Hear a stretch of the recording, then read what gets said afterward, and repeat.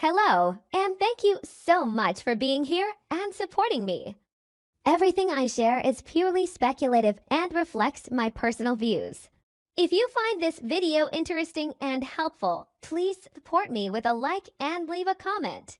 There comes a moment when Jacob begins to understand that the most terrifying thing about going undercover is not being exposed, but realizing that he may have been exposed a long time ago and still allowed to keep operating.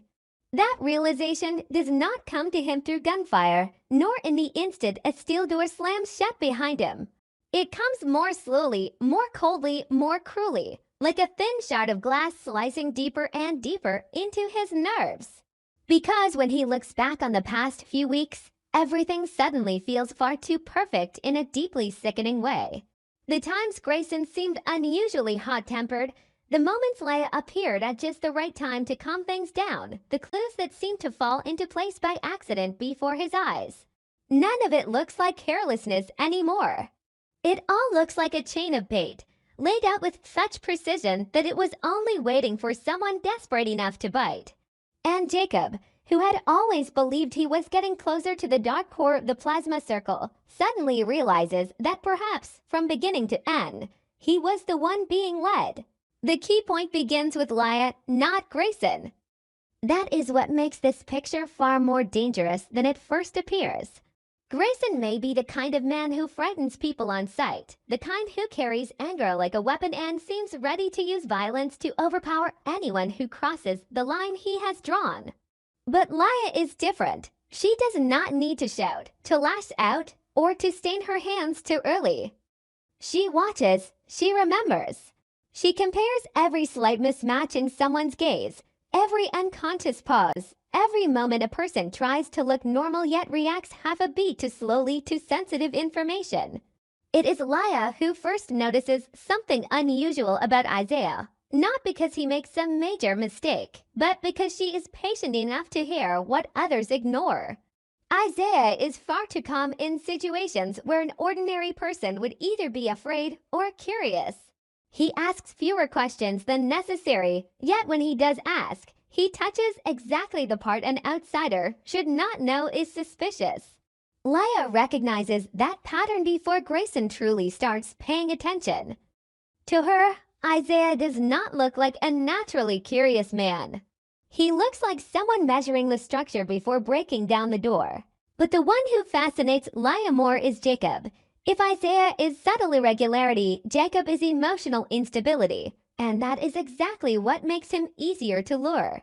Lia sees in Jacob a rage that has been suppressed for far too long, the kind of anger that does not explode outward but hardens into an obsession with justice. He is not the sort of man who can look away from a trail once he believes the truth lies behind it. The closer he gets to the target, the more reckless he becomes. The more pressure he is under, the harder he grits his teeth and pushes forward. For a person like that, the most effective trap is not one that is too elaborate, but one built around a clue so compelling that he convinces himself he has no choice but to take the risk. Lia understands that perfectly. She does not merely suspect Jacob early on. She begins to study how he reacts when cornered. And she recognizes a simple but merciless truth: Jacob will always choose the mission over his own safety, and that is the greatest weakness in him.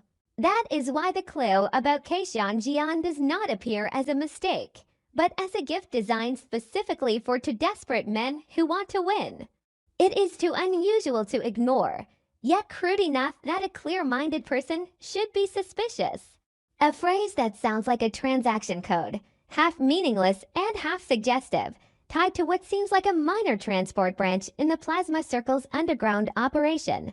Lia deliberately allows that information to leak in a way that is not too clean, as if someone on the inside had carelessly dropped a scrap of paper, a transfer record, a symbol, and a file. It is exactly the kind of trace that makes the hunter feel lucky, but not so obvious that he turns away immediately. Jacob sees opportunity in it.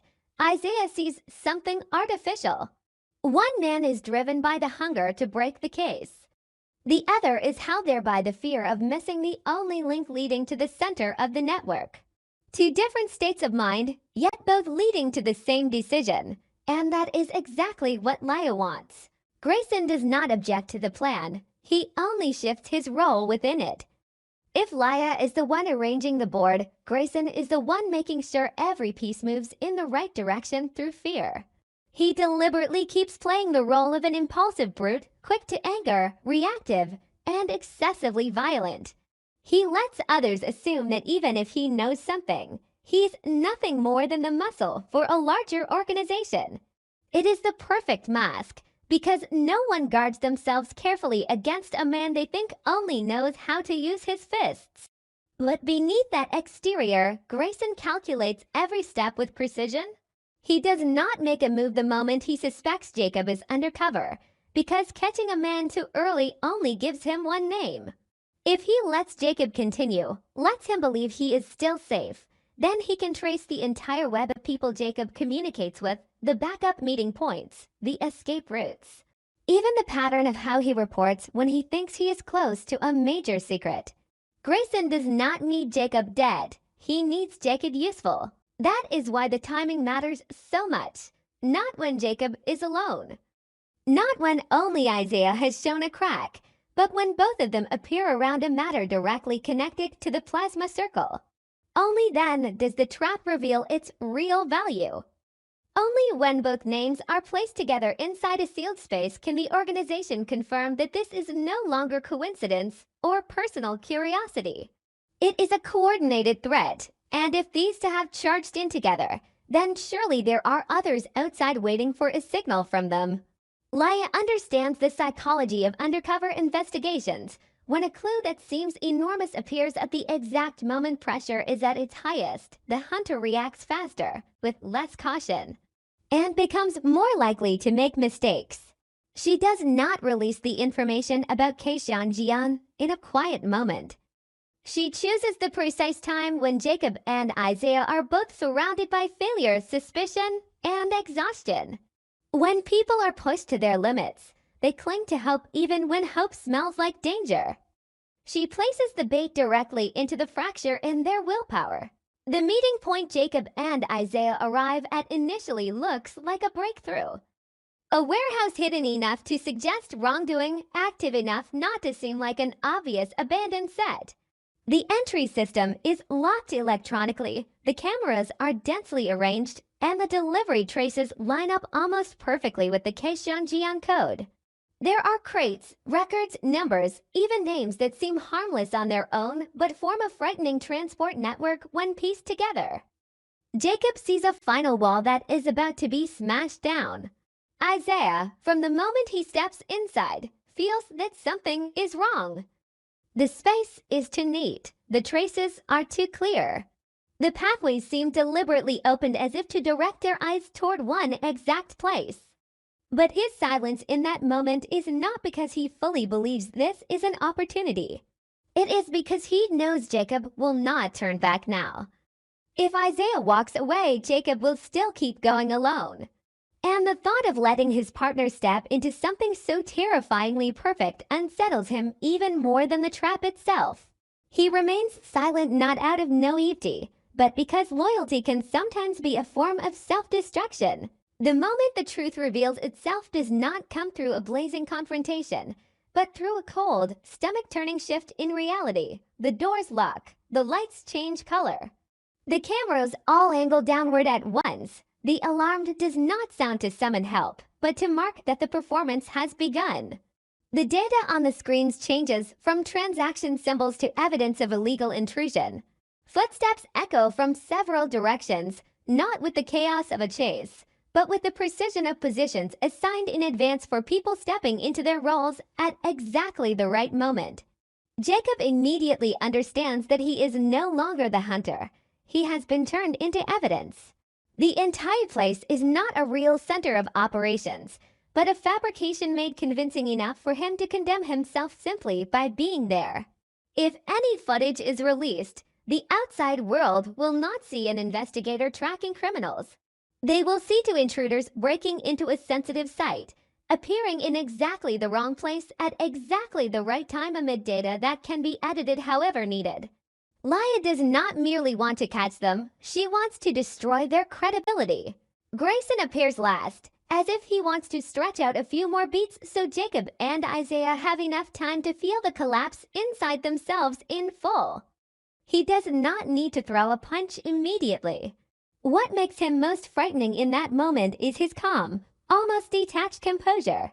The temper he has displayed for so long is gone, revealing another face that makes Jacob instantly understand he has misjudged his enemy at the most basic level. The man standing before him is not someone who only knows how to react with violence.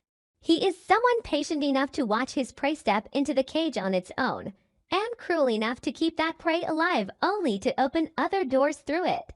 And Lia, when she steps out of the darkness, delivers the deepest blow to both men's minds.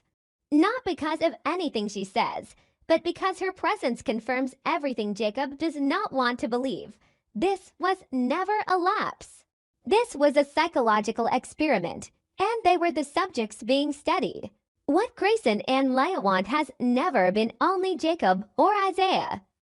Those two are merely the first beat in a larger counterattack. Keeping them alive means keeping a door open back toward the force hunting the plasma circle. Who will be the first to panic when Jacob cannot be reached? Who will abandon protocol and rush in to save them? Who will try to erase traces? Who will alert another branch? Who will unintentionally expose the chain of command? Grayson sees strategic value in the enemy's anxiety. Lia sees psychological value in the conflict inside the captives. If Jacob is allowed to keep hoping he can save Izaiah, he will soon reveal things more valuable than anything forced out of him under interrogation. If Izaiah is made to believe Jacob may have carelessly exposed them both, the silence between them will turn into poison on its own.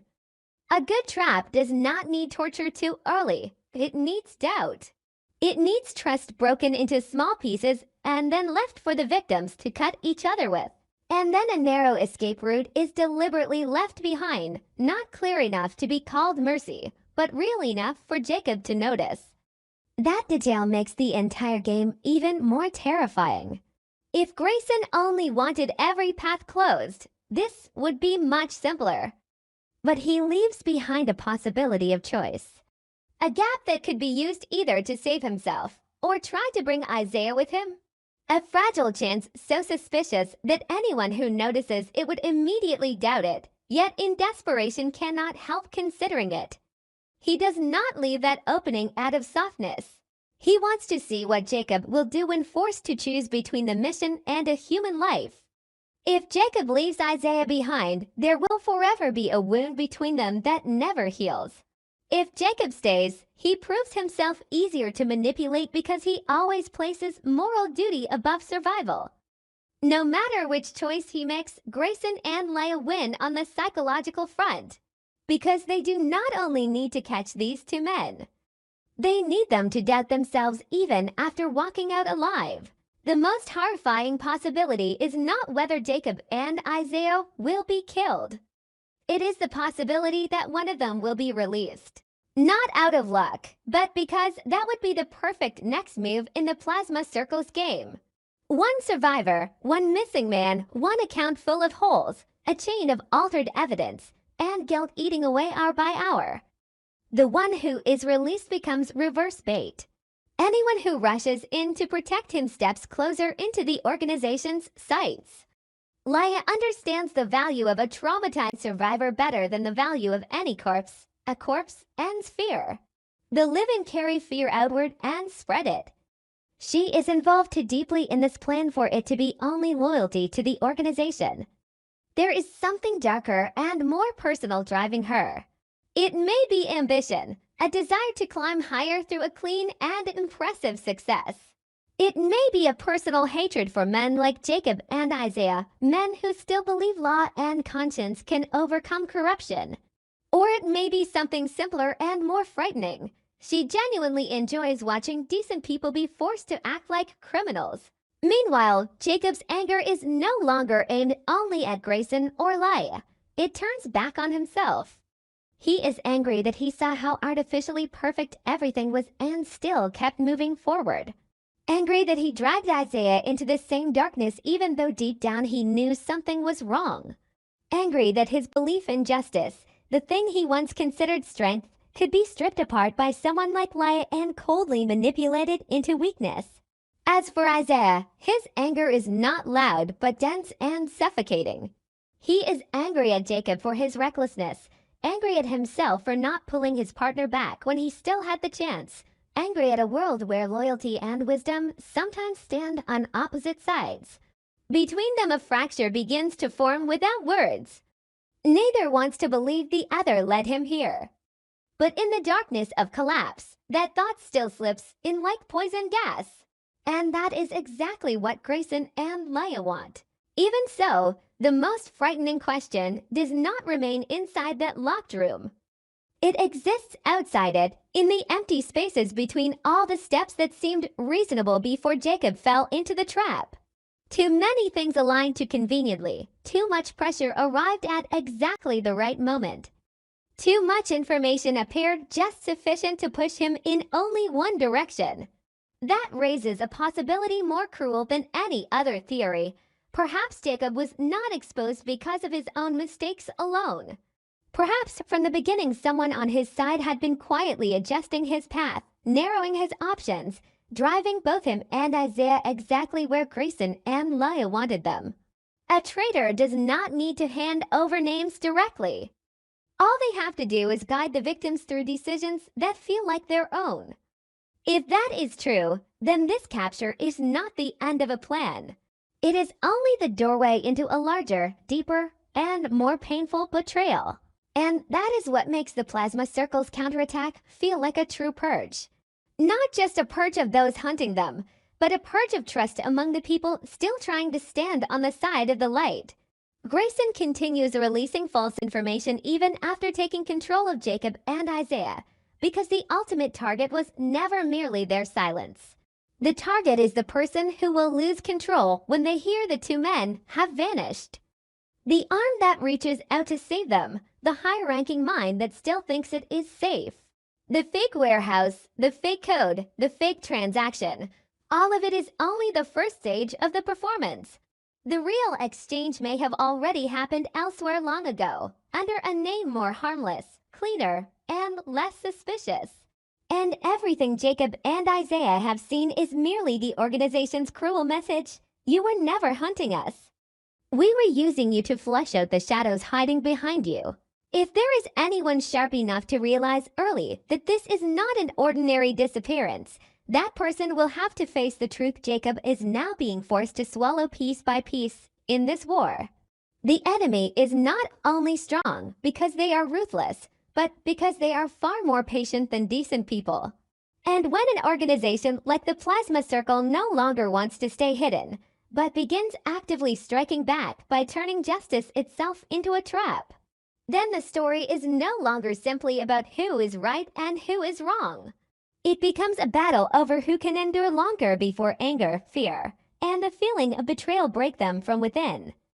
Jacob and Izaiah thought they were moving closer to the center of the darkness. But perhaps what they just touched was not the center at all. It was only the first door opening into a deeper layer, where the real traitor is still standing in the light, calmly watching everything, waiting for the next person to step into the trap.